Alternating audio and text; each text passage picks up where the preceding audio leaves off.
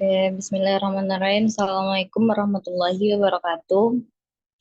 Eh, Warahmatullahi Perkenalkan, wabarakatuh. kami dari kelompok akan mempresentasikan hasil dari diskusi kelompok, yakni mengenai profil geografi negara Kongo. Anggota kelompoknya ini terdiri dari saya sendiri, Dina Khairunisa, kemudian Nafisa Zahra Zahira, Marvel, dan Muhammad Fauzi Pratama. Baik, selanjutnya langsung pada eh, penjelasan mengenai lokasi absolut dan relatif.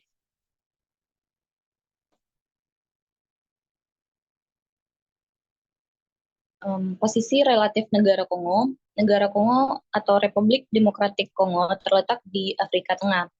Berikut adalah beberapa negara yang berbatasan dengan Kongo, yakni sebelah utara Republik Afrika Tengah, Sudan Selatan, dan Uganda. Kemudian di sebelah timur Rwanda, Burundi, Tanzania, dan Zambia.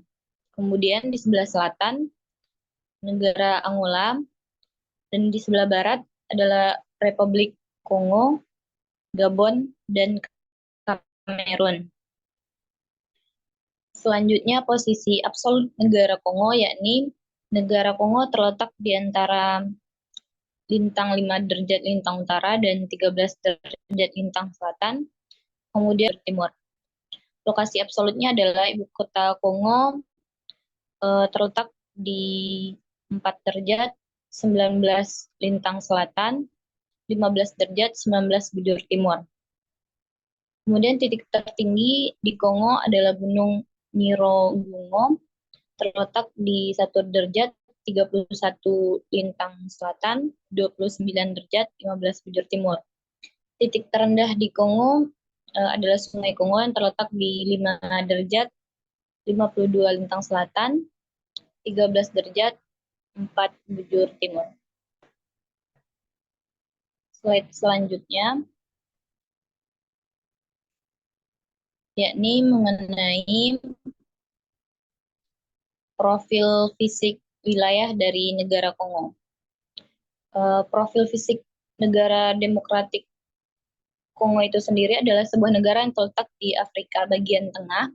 Negara ini memiliki luas wilayah yang besarnya terdiri dari 342.869 km persegi. Republik Demokratik Kongo sendiri memiliki posisi geografis yang strategis, terletak di antara Afrika Tengah dan Afrika Barat, dan berbatasan dengan 9 negara, yaitu Angola, Gabon, Republik Kongo, Kamerun, Tanzania, Uganda, Rwanda, Burundi, dan Zambia. Kemudian pada selanjutnya akan dijelaskan oleh Nafisa Zahra Zahir.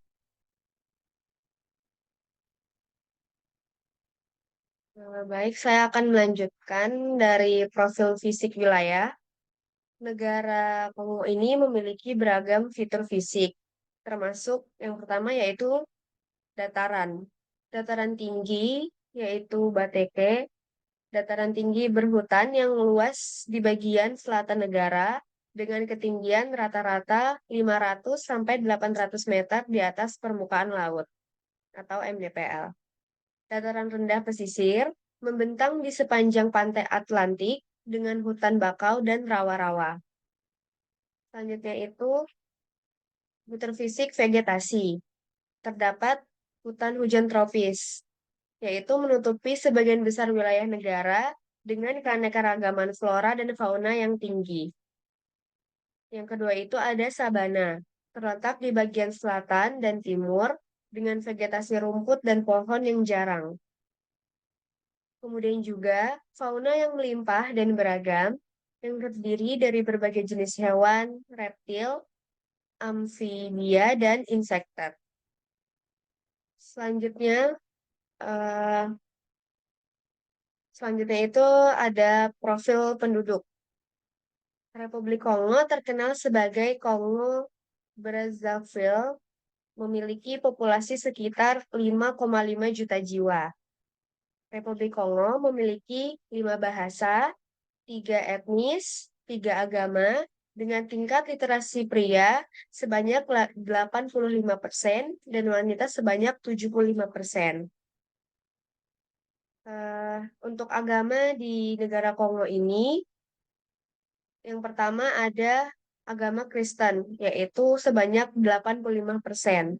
Yang kedua, animisme sebanyak 10%. Yang ketiga, Islam sebanyak 5%. Yang ketiga itu terdapat etnis. Yang pertama, etnis Kongo, yaitu sebanyak 48%. Yang kedua, Mboci sebanyak 12%. Yang ketiga, Teke sebanyak 17%. Dan lainnya, yaitu sebanyak 23%. Nah, mungkin itu yang dapat saya presentasikan. Selanjutnya akan dilanjutkan oleh Vela. Saya akan melanjutkan tentang profil penduduk yang telah disampaikan oleh Nafisa Zahra Zahira. Negara Republik Demokratik Kongo atau RDK memiliki sistem pemerintahan yang berdasarkan pemerintah pusat atau central government dengan sistem pemerintahan daerah atau regional government yang didukung oleh sistem pemerintahan pemerintah lokal atau local government. Adapun ekonomi pada Republik Demokratik Kongo memiliki PDB per kapita sebesar $4.200, pengangguran sebesar 35%, dan kemiskinan sebesar 40%. Kualitas sistem demokrasi negara atau SDM Republik Demokratik Kongo atau RDK telah menghadapi berbagai masalah, terutama sejak periode rezim Mobutu. RDK atau Republik Demokratik Kongo memiliki sumber daya alam melimpah, tetapi kekayaannya belum dapat memakmurkan dan menyediakan keadilan dan kemakmuran yang merata bagi masyarakatnya. Masalah korupsi, kolusi, dan kekurangan pendidikan, lapangan kerja, dan pelayanan kesehatan masih terjadi. Kualitas SDM di Republik Demokratik Kongo masih memerlukan perbaikan yang signifikan, terutama dalam pengelolaan sumber daya alam, pengendalian korupsi, dan pemberdayaan masyarakat. Potensi wilayah yang dimiliki oleh Republik Demokratik Kongo yaitu pertama, memiliki potensi sumber daya alam yang melimpah, termasuk mineral, hujan tropis, dan bahan bakar fosil. Mineral yang ditemukan di ADK antara lain emas, tembaga, kobalt, seng, kasiterit, mangan, batu bara, perak, kadmium, dan germanium. Yang kedua, pada hutan tropis, RDK memiliki hutan tropis yang merupakan sumber utama pendapatan ekonomi. Yang ketiga, energi pada wilayah RDK memiliki potensi gas alam metana, karbonat, dan nitrogen yang sangat besar di Danau Kivu. Dan yang terakhir, strategis RDK memiliki posisi geografis yang strategis terletak di antara Afrika Tengah dan Afrika Barat. Mungkin itu saja yang bisa saya sampaikan. Selanjutnya akan dilanjutkan oleh Inka Pratiwi. Baik, saya di sini akan melanjutkan penjelasan dari teman saya, Marvela Rizkinita, tentang potensi bencana. Yang pertama yaitu banjir. Banjir sering terjadi di wilayah selatan negara, terutama di sekitar Brazzaville, ibu kota, dan longsor di daerah pegunungan, terutama di bagian barat negara. Selanjutnya kekeringan yang terjadi di wilayah utara negara Danau Chad. Ada pula gempa bumi yang terjadi di Kongo tetapi dapat terjadi di wilayah timur negara. Ada pula Ebola.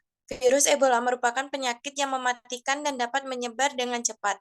Kongo telah mengalami beberapa wabah Ebola dalam beberapa tahun terakhir. Selanjutnya masalah regional yang dihadapi. Yang pertama, konflik etnis dan ketidakstabilan politik. DRC memiliki sejarah panjang konflik etnis yang seringkali dipicu oleh perebutan sumber daya alam yang melimpah. Kurangnya pemerintahan yang kuat di tingkat regional mempengaruhi masalah ini, menciptakan ruang bagi kelompok-kelompok bersenjata untuk beroperasi. Yang kedua, pembangunan infrastruktur yang tidak merata. Kongo memiliki wilayah yang luas dan geografis yang menantang. Akibatnya, pembangunan infrastruktur seperti jalan dan jembatan tidak merata di seluruh negara. Ini menyebabkan isolasi daerah terpencil yang menghambat pembangunan ekonomi dan memperparah kemiskinan regional. Baik, hanya itu yang dapat saya sampaikan. Selanjutnya akan dilanjutkan oleh teman saya, Fauzi.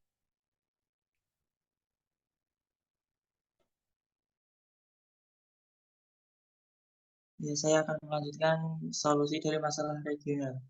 Dalam hal ini dibutuhkan pendekatan pembangunan yang holistik dan terdesentralisasi. Penting untuk meningkatkan kehadiran pemerintah daerah yang efektif, mengelola sumber daya alam secara berkelanjutan, dan berinvestasi dalam infrastruktur dan pelayanan publik di seluruh wilayah DRC. Ya, mungkin ini bisa saya sampaikan. Terima kasih. Mungkin hanya sekian presentasi dari kelompok lebih dan kurang. Assalamualaikum warahmatullahi wabarakatuh. Waalaikumsalam warahmatullahi wabarakatuh.